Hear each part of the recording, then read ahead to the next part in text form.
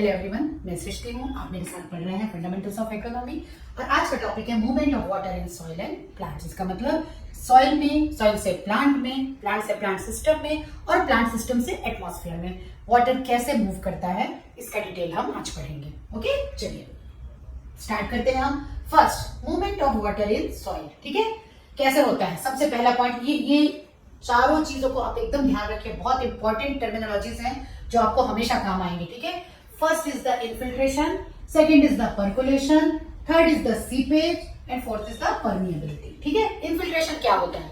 Process by which water enters into the soil surface in downward direction. ये soil है, ठीक है, यहां पे जब वाटर एंटर कर रहा है, ठीक है, तो ये होता है इन्फिल्ट्रेशन। ओके, मतलब जब वाटर जो है वो एंटर करता है सॉइल सरफेस में तो हम उसे बोलते हैं इन्फिल्ट्रेशन। अब सेकंड टॉपिक है percolation, downward movement of the water through soil profile under gravity. ये सॉइल है, ठीक है, यहां पे पानी एंटर किया थ्रू इन्फिल्ट्रेशन। ओके, एंटर करने के बाद पानी यहां मूव हो रहा है, ये हो रहा है, बह रहा है, तो ये क्या है? ये किस प्रोसेस को हम क्या बोलते हैं? इसे हम कहते हैं पर्कुलेशन। ठीक है, downward movement of water through soil profile under gravity is known as percolation. ठीक है, नेक्स्ट है seepage, downward and lateral movement of soil water through pores in unsaturated soil. ठीक है, जब सॉइल सैचुरेटेड नहीं होती है तब क्या होता है कि वाटर जो है वो डाउनवर्ड और लेटरल दोनों तरफ मूव करती, इधर भी मूव करेगी, इधर भी मूव करेगी। ठीक है, डाउनवर्ड भी मूव करेगी और हॉरिजॉन्टली या लेटरल भी मूव करेगी। तो इस मूवमेंट को हम कहते हैं क्या? सीपेज। ठीक है, ये 3 पॉइंट आपको क्लियर हो गए। जब सॉइल में पानी डाला, पानी अंदर गया, दैट इज इन्फिल्ट्रेशन। पानी जब अंदर जाने के बाद सॉइल प्रोफाइल में नीचे बहने लगा due to gravity, that is percolation. और जब सूखी है सॉइल, हमने पानी दिया तो पानी क्या हुआ? लेटरली भी मूव हुआ और डाउनवर्डली भी मूव हुआ, इसे कहते हैं हम सीपेज। ठीक है, तो ये 3 पॉइंट हैं जो बहुत इंपॉर्टेंट है। और परमिएबिलिटी क्या होती है? Ability of soil to transmit water. जितना ज्यादा सॉइल परमिएबल होगा उतनी आसानी से पानी उसमें से बह जाएगा। ओके, तो ये हो गया आपका movement of water in soil first. ठीक है, नेक्स्ट हम चलते हैं movement of water from soil to plant. Soil से प्लांट में कैसे होता है? ठीक है, soil act as reservoir for water and nutrients. Yes, soil plant को पानी भी देता है और न्यूट्रिएंट्स भी देता है। ठीक है, root absorb water available between field capacity and permanent wilting point. ठीक है, रूट्स जो है वही पानी को एब्सॉर्ब कर पाता है जो फील्ड कैपेसिटी और परमानेंट विल्टिंग पॉइंट के बीच का होता है। ठीक है, इससे ऊपर या इससे नीचे जो पानी होता है वो प्लांट को अवेलेबल नहीं होता है, सिर्फ यही वाटर प्लांट को अवेलेबल होता है। ठीक है, और water enters in root hairs by osmosis. याद रखिए, इस प्रोसेस के थ्रू वाटर जो है वो एंटर करता है रूट्स में। और ये प्रोसेस कैसे होता है? From high water potential to low water potential. Okay, high water potential से लो वाटर पोटेंशियल, मतलब सॉइल में वाटर पोटेंशियल हाई है और प्लांट रूट्स में वाटर पोटेंशियल कम है। तो ऑस्मोसिस के थ्रू प्लांट में जो वाटर है, यहां से ये वाटर है सॉइल में, ये प्लांट रूट में एंटर करता है थ्रू ऑस्मोसिस। ओके, तो ये हो गया movement of water from soil to plant. याद रखिए, प्लांट उसी पानी को एब्सॉर्ब कर पाता है जो फील्ड कैपेसिटी और वो परमानेंट विल्टिंग पॉइंट के बीच का होता है। ठीक है, वाटर किसके थ्रू, किस प्रोसेस के थ्रू होता है? थ्रू ऑस्मोसिस एब्सॉर्ब करता है वाटर को। और कैसा होता है ये movement? This movement is from high water potential to low water potential.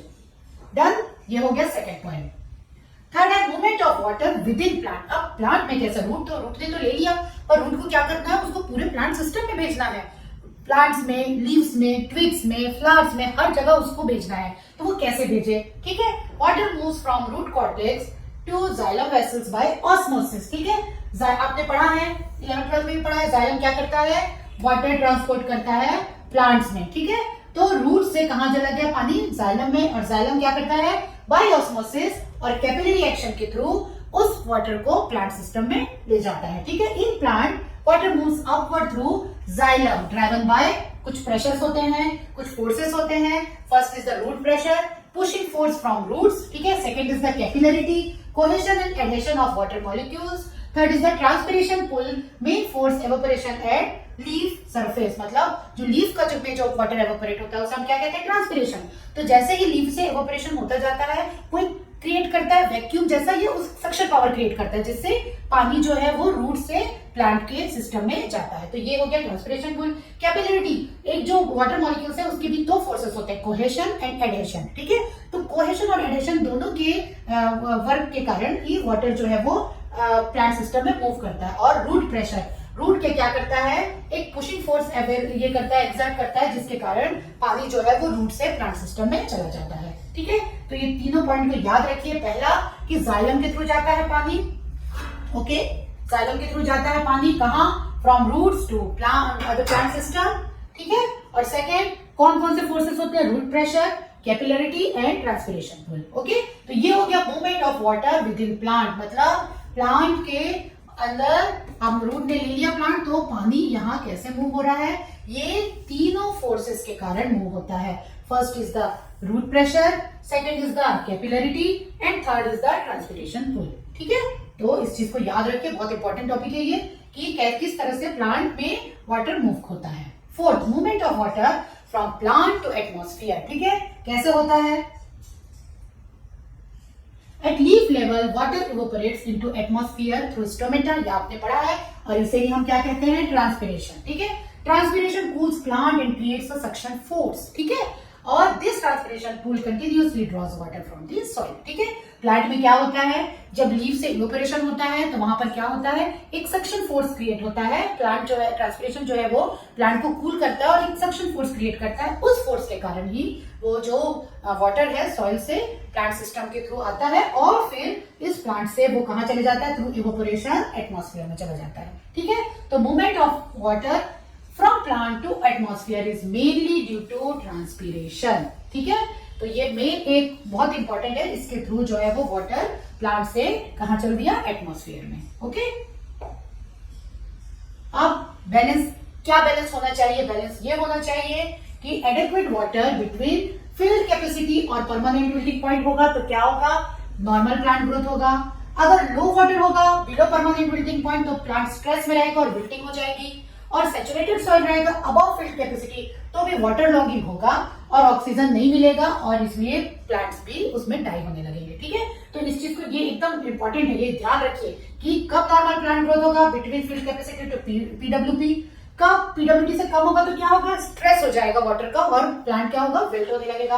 पानी ज्यादा होगा, सैचुरेटेड होगा तो क्या होगा, वाटर लॉगिंग हो जाएगी, सारे जो पोर्स है, मैक्रोपोर्स और माइक्रोपोर्स सारे वाटर से फुल हो जाएंगे, एरिएशन नहीं हो पाएगा, रूट्स जो है वो सांस नहीं ले पाएंगे और उसके कारण ऑक्सीजन डिप्लीशन होगा और उसके कारण भी प्लांट फिर मर सकता है, ठीक है।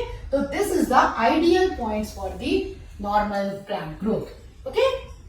तो ये टॉपिक आपका यही खत्म होता है, मूवमेंट ऑफ वाटर। देखिए कैसे मूवमेंट हो रहा है, सॉइल, ठीक है, फिर plant to plant, plant system and then plant to atmosphere, ठीक है। सॉइल हुआ, यहां से पानी एब्जॉर्ब किया रूट ने, ठीक है, रूट ने ऊपर लिया और कैपिलरिटी और सेक्शन प्रेशर के कारण क्या किया, रूट ने पानी ऊपर भेजा, ऊपर आया, लीव्स में आया, स्टेम में आया, यहाँ आने के बाद थ्रू ट्रांसपिरेशन ये एटमॉस्फेयर में चला गया, ठीक है। तो ये है पूरा आपका मूवमेंट ऑफ वाटर। इस फिगर को ध्यान रखिए, अगर आपको पूछ रहा है explain the movement of water, आप सबसे पहले ये फिगर बनाइए, उसके बाद फिर एक्सप्लेन करिए। टीचर को समझ में आ जाएगा कि इसे सब कुछ पता है और वो आपको मार्क्स देने में थोड़ा भी कंजूसी नहीं करेंगे, ठीक है। तो फिगर में देखिए, प्लांट का एक फिगर बनाना है, बहुत सिंपल है, water absorb by root hairs आपको करना है। फिर यहाँ पर एरो बनाइए कि वाटर ऊपर जा रहा है, यहाँ पे सक्शन प्रेशर और कैपिलरिटी जिसके कारण वाटर मूव कर रहा है। फिर यहाँ पर आपको ट्रांसपिरेशन लिखना है जिससे वाटर कहाँ जा रहा है, एटमॉस्फेयर में, ठीक है। तो this is the movement of water from soil to plant to atmosphere, ठीक है। तो ये टॉपिक आज यही खत्म होता है, बहुत अच्छा टॉपिक है, इंपॉर्टेंट टॉपिक है, थोड़ा ध्यान दीजिए इसको, नोट्स बना लीजिए। चलिए फिर नेक्स्ट टॉपिक में फिर हम मिलते हैं, तब तक के लिए बेस्ट ऑफ लक।